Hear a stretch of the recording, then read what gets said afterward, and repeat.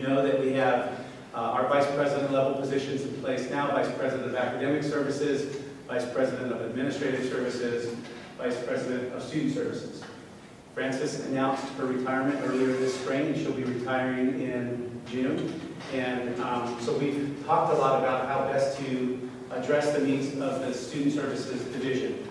You may or may not know this, but I also had begun working more closely with student services in the early spring, meeting with them as a whole department a couple of times in February, gathering some information from them to do a little bit of a needs assessment, particularly with all of the classified staff in student services and the management staff in student services, and trying to get to the heart of some systems issues and some ways to improve. And then over the last couple of months, actually meeting, I've personally met with every individual department, sometimes in groups of 3 or 23, but smaller groups, and doing individual needs assessments and clarifications. And so, having done all of that, I guess one of the things that I feel is that there are incredible talents in the student services department, particularly in the technical level work that we do. And so when I think about the technical skills required to run high compliance areas and very important legal areas, I think office by office we have pretty strong experience and pretty strong technical skill there to do that. One of the things that I believe is that in looking at providing vice president level leadership for student services, the areas that I believe are going to be most helpful for student services are going to be in areas of communications from the vice president's office to the intermediaries, communication from office to office, communication from the division to the rest of the district and back. And so communications have been a really big part of that. I think needing the personal relation skills to understand the different dynamics in each of the departments and to know that they have to be interrelated, they have to interconnect. Financial aid is related to admissions and records, which is related to counseling, which is related to scheduling, which is related to library, and understanding those dynamics. And so as we thought about advertising for and recruiting for a vice president, I got a little nervous about the opportunity to find the right set of intangible skills, those personal relations, communication, leadership type skills that we would need from a candidate coming in from the outside. It's not to say that you can't find those, but those aren't as easily measurable as some other kinds of things when you're doing a candidate search. And so again, remember the idea of looking around and looking at everything that we have and what we're doing.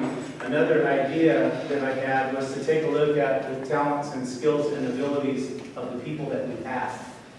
And one of the things that I think has become very important to me, especially since our accreditation adventure has begun, is that we have to do the very best job that we can, taking advantage of the skills and the talents of the people that we've got. We don't have a lot of resources. We have to do the best that we can with the resources that we have. And so I felt like if there was an opportunity to fill the assignment of the Vice President of Student Services with a personality and a leader who we already had in the system that might be able to do that effectively, knowing what, at least from my perspective, what that Student Services Division needs, that it would probably be a smart thing for the overall good of the college to make that move. And so the decision has been made to actually not open and advertise for a Vice President of Student Services, but to reassign a current Vice President, Brent Calvin, to Student Services effective July 1st, 2016.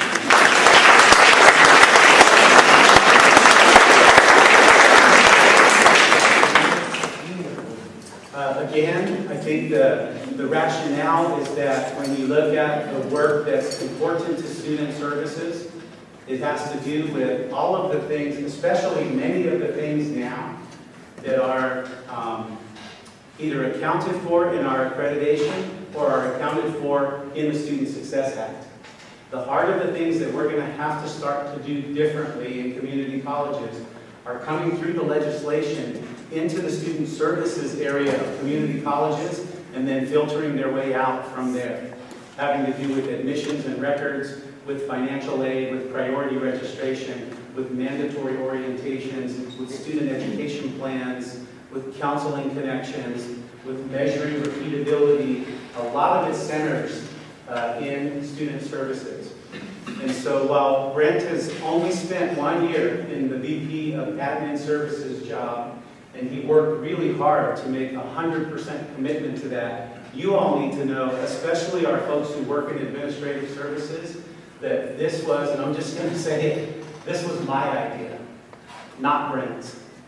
What I did is I went to one of the vice presidents in our system and I asked him, you have what I believe are the intangible skills to be able to help the college, and I believe while your skills are valuable in more than one area, like all of ours are, I believe the best place for you to try to help with those skills right now based on what we need is for those skills to be used in student services.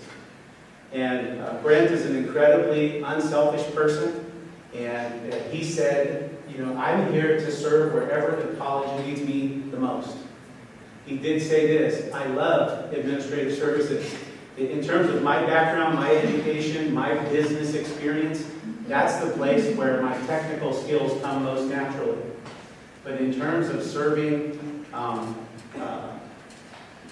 in terms of leadership and serving in personal relations and building systems and building trust and improving communication, I feel like I can support any division that needs that as well. And if you think about the experiences that Brent brings, he started as an athletic director, and as an athletic director over the years, you worked with admissions and records. You worked with counseling. You worked with financial aid. You worked with those elements of student services. If you think of the work that he's done as a dean, you worked with student services.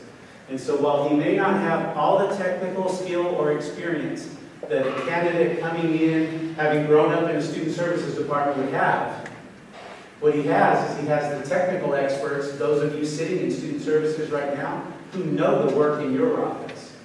What he's going to bring, I believe, is the ability to help coordinate your work and the communication and relationships that need to be in place between your department and your division and the rest of the campus to make us as successful as we can be. The downside, I suppose, and I would call it a downside, I think those of us who have worked with him in administrative services have very much appreciated the skills and strengths that he's brought to admin services this last year, is now we go through another transition in administrative services. So we are going to fill a VP vacancy. I'm not here to tell you today that we're going to be able to collapse another VP job, but we are going to fill that VP vacancy now in administrative services. So the reassignment that I have the authority to make is a lateral move for the vice president to go from admin services to student services effective July 1st. And what we'll start doing next is we'll start advertising for the vice president of administrative services. And that will be our top priority along with the other positions that we're still looking for and trying hard to fill. And that will be very important for us as well. I think we have great technical expertise in administrative services as well. And the people who carry those technical expertises with them are sitting in this room. And so I know they may be a little nervous about what their fate is, but at the same time, I think it's not like Brent's leaving. It's not like we're going anywhere. We're all going to be here. We're all going to be working together. And the way that senior management has been fashioned in the last year has been to be more of a collaborative team. And you see Dr. Lacerna interacting more with admin services and student services, and you see Brent interacting more with student services and academic services. And unfortunately, you see me banging around in the middle of all of that. And so there's a team now that wants to do everything well and do it well together. And so that announcement needed to be finalized, and we need to be able to put that out to the district through a COS e-news. Without a professional courtesy to all of you in your respective areas who are going to be personally affected by that, we wanted to be able to meet with you face to face today and look you in the eye and share that announcement with you before it hits the COS e-news. So the e-news will go out this afternoon, and then I'm working with Dean Bratch now. We'll be putting together a timeline for the advertisement and the recruitment for a vice president to join College of the Sequoias effective July 1st, but it will be a VP of Administrative Services. So wherever you are, I guess on the continuum of emotions right now, happy, sad, frustrated, angry, confused, disgruntled, wherever you are, I guess what I'm asking you to do is number one, realize that these are difficult decisions. I've tried to share with you the thought and time and energy that we put in making them. I've tried to illustrate for you the team spirit that, in this case, Brent has brought to the process and his willingness to serve wherever we need him the most. And I've tried to reassure you that whether you're in admin services or in student services, you're an equally high priority for us, and we're going to do our very best to make sure that when we get the last VP position filled, that it's going to be someone of the same caliber and quality to fit the core values of our team. And that's how we want to be able to operate and to work. And give us a chance, I guess. Give it some time. It's pretty easy. I know once you leave here, the office talk and the parking lot conversations will be easy to critique, maybe easy to criticize. And, I have to take that. I understand that comes with the opportunity to make these decisions. At the same time, I'm going to focus on working really hard to show all of you, and I know that Brent and Jennifer will do the same thing, to show all of you that this is a transition we've thought a lot about, and it's the right transition at the right time for what COS needs right now. And we're going to work hard to make it successful and make it effective. And we humbly ask that you give us that opportunity before you judge it. And I know certainly if things aren't working well, there's nobody too shy in this room to tell us that. So as time goes by, if there's things that you think we can do better, I'm pretty sure you'll be happy to share that with me. What I do want to do before we finish today is give Brent an opportunity to comment. He's been sitting back there quietly letting me talk about this. But I know he cares a lot about both the people he's working with and the people that he will be working with. So Brent, would you like to share a little bit? Yeah, first question I have is I was looking around doing that applause, and it seemed like all the admin people were applauding. Service people were like, what the hell? So anyway, give us a chance. Give us a chance. And really, we didn't really plan for the same shirt, and it's not like twin Danny DeVito and Arnold Schwarzenegger all over the place.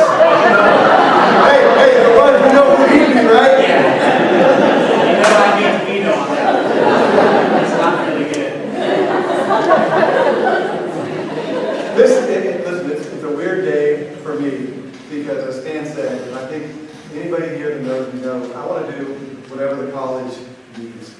And yet I loved my job as VP of Admin Services.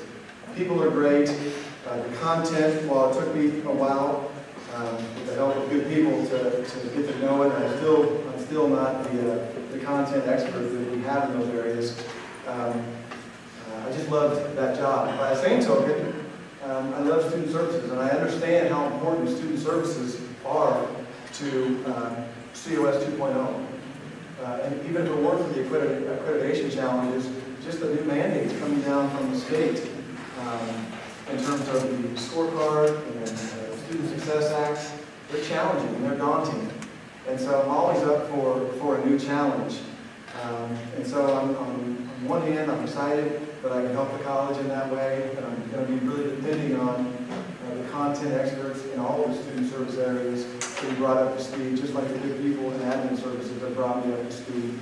And for you folks in admin services, I just want to tell you how much I appreciate our time together, I appreciate how closely we work together, and I do want to emphasize, as Stan said, this is COS 2.0, where we're not stuck in silos, where we don't work across divisional lines. And so I really do believe that even in student services, I'll be able to collaborate with the admin services folks, just like I'll collaborate with the academic service folks. I think that's really what COS 2.0 is about. All of us coming together to do some pretty special things. So again, I want to thank the admin service folks for everything they've done for me and this institution. And just want to thank the the student service folks for welcoming me in and being patient with me, and hopefully things go in the right direction. So thank you very much.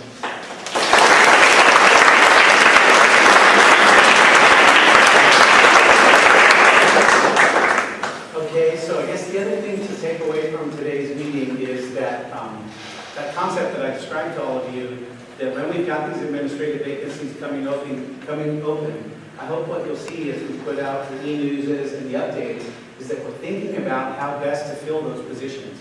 And we're not just in the mode anymore of automatically replacing what we want with what we have.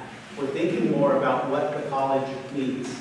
And we're doing that in conjunction with best practices and some opportunities to improve efficiencies and effectiveness. So I know for some of you, there are other vacancies in intermediate level management positions still in student services, for example, and some in academic services that we haven't quite clarified yet. And I know that we're getting antsy, and I understand that. But we're trying just to do our very best. And in some cases, there will be or could be more consolidations and more reassignments internally, so that when vacancies are rolled out, the vacancy is rolled out because it's a result of having thought of the whole system and figured out, okay, we're going to try to do this work in this way and this work in that way, and with those two pieces in place, here's the new piece we actually need to complement that, and then the new piece is what rolls out. We're getting close though, fortunately. I hope we don't have a lot more retirements or resignations, although we can't control that. But we're getting close now to having an answer to most of these vacancies, or at least giving you all the information to know what's happening with these vacancies, how will they be advertised, filled, what's the timelines. And so our goal for all of this work is to have either people named or hired and actually starting by July 1st. And at the same time, thinking about it, but doing it as thoughtfully as possible, making sure that the final positions that we advertise for are the ones we need after having analyzed the area and tried to make it as effective as we possibly can. So there'll be a couple more, I think, internal announcements for some intermediate level administrative positions within different departments and divisions that your VPs or your deans will be sharing with you. And then I think we'll be pretty close to wrapping up the hiring with everything that's pending at this time. As new things come open, we'll continue to repeat the process, but try to do it efficiently and effectively. Okay? I'm gonna take a tiny little risk here and ask if there are any critical questions that I might be able to answer for you that would be beneficial for the group as a whole. If you have a burning individual question about your desk or your desire, say after. I didn't mean getting a new desk. I mean stuff that affects your desk. But if you have something specific about your work assignment that affects you in some way and you want to ask afterwards, that'd be great. But are there any burning questions for the benefit of the groups as a whole that we could try to answer today? Is it 2 months? Is that a pretty aggressive schedule to bring in a VP at that level? Is that doable? It is aggressive, and it is doable. The way it will look, generally speaking, is we'll begin advertisement this week. We normally advertise along the order of about 20 to 30 days, so about the month of May would be the advertisement period. Then following the advertisement period, those close. We will, because we know now, have solicited the interview committee and the screening committee. So we hope that there will be folks still willing to help and support and be part of that committee, which would begin its work probably the first 5 to 10 days of June. And then the goal would be to have those interviews and finalist interviews done by the middle of June, with the intent to either go to the board for a ratification at their June board meeting or their July board meeting with an effective start date of July 1st. And I guess the reason we're trying to move as quickly as possible is we have a lot to do. And in the case now of administrative services, the governor's May revise is going to come out. We believe that there's some hope that the state budget will begin to be stable. We want to make sure that we do the best we can to have a good budget prepared and ready for the board to adopt by September. And we've got accreditation looming, and everybody's playing a part in accreditation. So we would like to be as efficient as we can, and we think that 60-day timeline is doable. Okay, we're adjourned.